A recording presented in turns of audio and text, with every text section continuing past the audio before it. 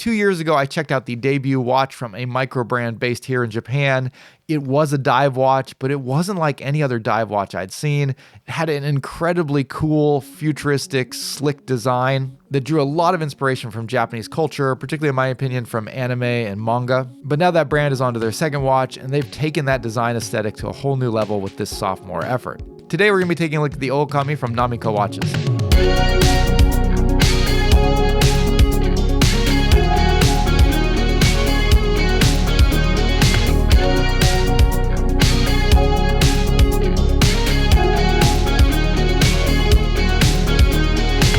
Hey guys, welcome back to Just the Watch. My name's Dave. I live in Japan and I love to collect affordable watches. So it's always a treat to see a micro brand based here in Japan coming out with new watches. And that's why I was really excited when Namica contacted me and asked if I wanted to take a look at their next watch, which they're billing as an urban sports watch. But like their first watch, this is really unlike any other sports watch that I've seen. It has a unique case design, a very bold, futuristic look, showing off both bright colors and an appreciation for Japanese minimalism. This time around, they've also upped the specifications by building it around a titanium case with a scratch-resistant coating and the Miyota 9039 premium Japanese automatic movement. Now, with that bump in specifications, the price has increased as well over their previous model. However, this watch will be launching on Kickstarter, and if you jump in on the campaign, you'll be able to get it at a much lower price. Now, Namica did promise to give me a production unit of the watch should the campaign be funded, which is why you saw the paid promotions flag at the beginning of this video.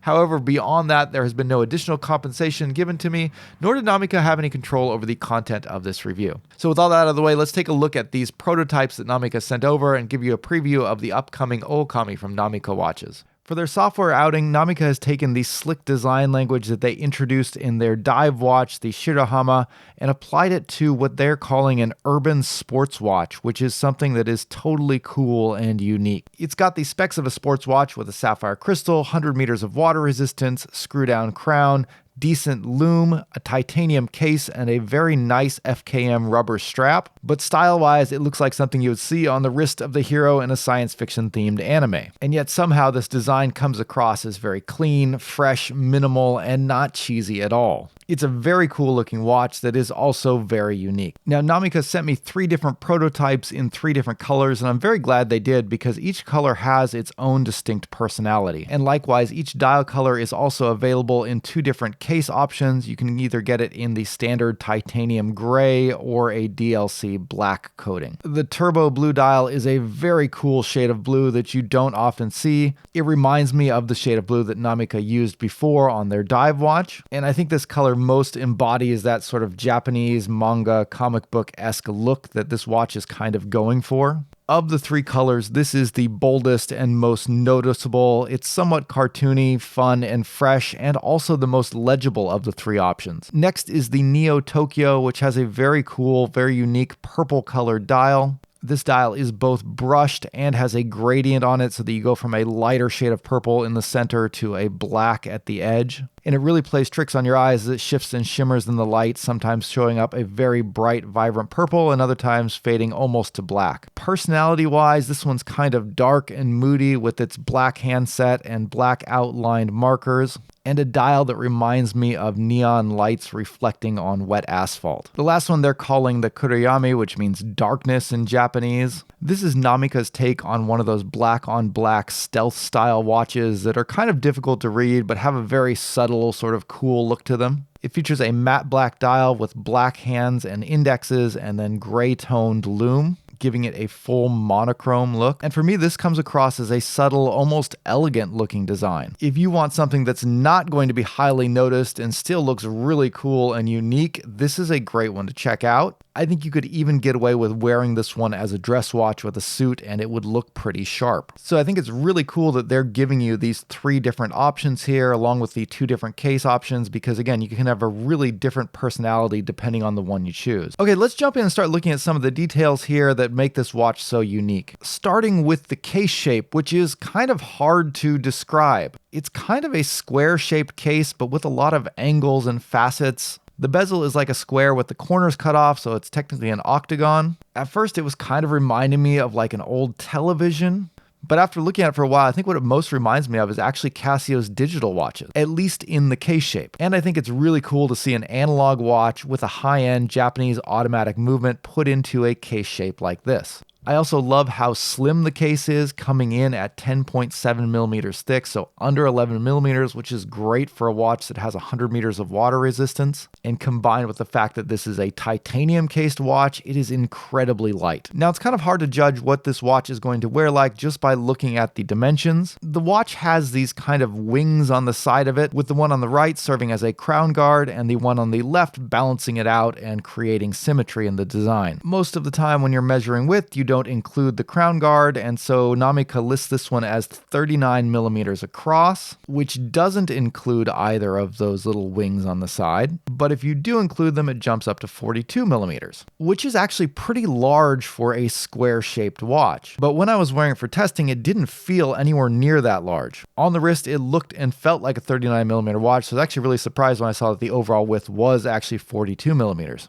I think one of the reasons for this is there's a lot of layers to this design, and the dial's actually kind of small compared to the overall size of the watch. Sitting on top of the case is a prominent fixed bezel, and inside that bezel you have a very wide, gently sloping rehaut that goes down to the dial, which means that there's a lot of space between the edge of the case and the actual dial of the watch. And yet the dial doesn't look too small at all. In fact, it looks just perfect. So I think Namica has done a really great job of balancing all of these design elements in a somewhat unusual way. While most of the design is very angular, the indexes are softer, rounded bars that dig into that very wide rehaut or chapter ring, which I think is a really neat touch. I also really like the handset on this watch. It's a nice custom touch that they've implemented. The hands are very well finished with a unique shape to them. Particularly on the blue dial, there's a lot of contrast between the hands, indexes, and dial, so it makes it very legible. But things get more subtle on the darker dialed color options. Speaking of color, I think that's one area where Namica really excels in. They do a great job of utilizing color in very interesting ways to create a look that is both very vibrant and bright and also very subtle at the same time. In all three color options, the dial text and logo is done in the same color as the dial, but in a slightly different shade, which makes it only barely visible. Likewise, the second hand is also done in the same color as the dial, with the exception of the tip of the second hand. This gives the illusion that the tip of the second hand is detached from the watch itself and is just floating around the dial on its own. So there's a lot of elements that seem almost invisible at a glance, but when you look closely, everything is still there. One of the things I was really impressed with on Namica's first watch, the Shirahama, was the lume. So that set expectations pretty high for their follow-up. And while they weren't able to achieve the same level of brightness as they did on their dive watch, the Okami sports watch still has a pretty decent after-dark performance. At least if you're talking about the lume performance on the blue dial or on the purple dial. Both of those feature BGW9, which has a very strong blue glow in the dark. However, the stealth black version has a dark gray colored lume that glows a faint green in the dark,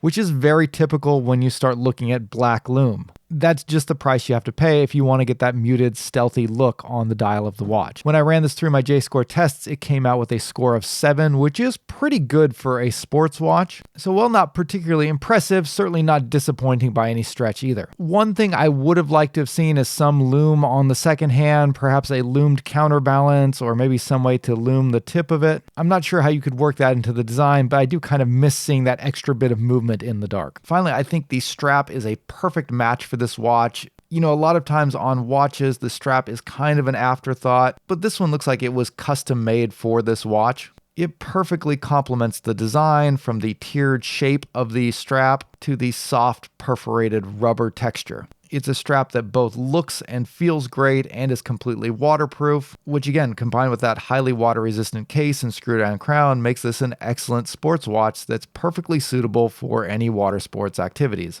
On the wrist with this strap and that titanium case, this is one of the most comfortable watches I've worn. It's something you can easily wear all day and all night and just forget that it's even there. All in all, this is a very cool, very comfortable, very unique looking watch. Now, this watch is coming to Kickstarter, so there's some Kickstarter stuff to be aware of. For one, the price is obviously going to fluctuate a lot depending on when you actually buy it, starting with a very competitive $429 super early bird price, jumping up to a maximum of $469 during the Kickstarter. So if you back this watch on Kickstarter, and if the watch is fully funded on Kickstarter, and if Namica is able to deliver the watch without problems, then I think you're going to get an excellent deal. Now, all of those ifs do indicate that there is a little bit of risk here, which is how Kickstarter works. When you back a watch on Kickstarter, you're not pre-ordering it, you're supporting a brand and putting your trust that they'll be able to follow through on the rewards that they've promised,